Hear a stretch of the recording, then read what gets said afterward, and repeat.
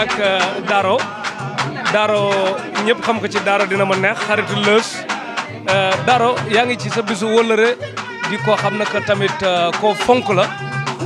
am cër bu mu la jox muy sëñ Ablaye Diop Khass bésam moom ku la fi dëgg ne la mas lan ngay wax ci bés bu xewale bi. waaw xanaa kontaan rek macha allah xam naa tey moom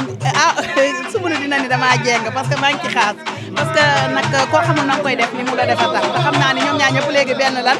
comme yàlla def na ñuy monsieur madame Diop ma leen di ñaanal jàmm ak xéewal Khass moom dootuma wax ci moom sànq ba léegi maa ngi wax ci moom en tout cas nit ku baax la nit ku bëgg nit la ku yaatu la macha allah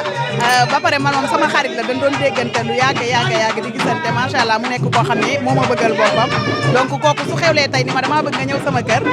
ànd ak man faaw ma ñëw ànd ak moom ma di leen ñaanal jàmm yàlla def couple bi nekk couple boo xam ni Sénégal liñ ciy xaar yàlla buñ ko ci gis nañ ci gis rek jàmm ak xéewal ak sutura ak sëy bu yàgg bu barkeel njaboot bu barkeel ci barke Serigne Touba. lan ngay sentir ngay yëngu ci théâtre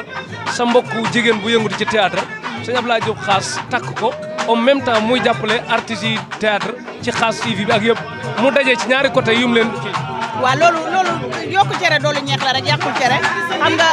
garab ci kaw lay fekkante tey bu nu amee ku mel ni kilifa gu toll ni sëñ Ablaye Diop Khass di sëriñ macha allah daal di jël koo xam ne sunu nawle la sumulu sama xarit la sama seex la sama lépp la donc bu ko Ablaye Diop Khass jëlee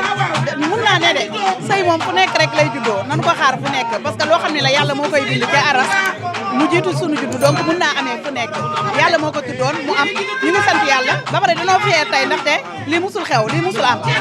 xew mi ris na neex na kër Soumboulou ngi toj kër Khass a ngi toj li moom yàlla na ci yàlla def jàmm rek yàlla na leen yàlla lafal cat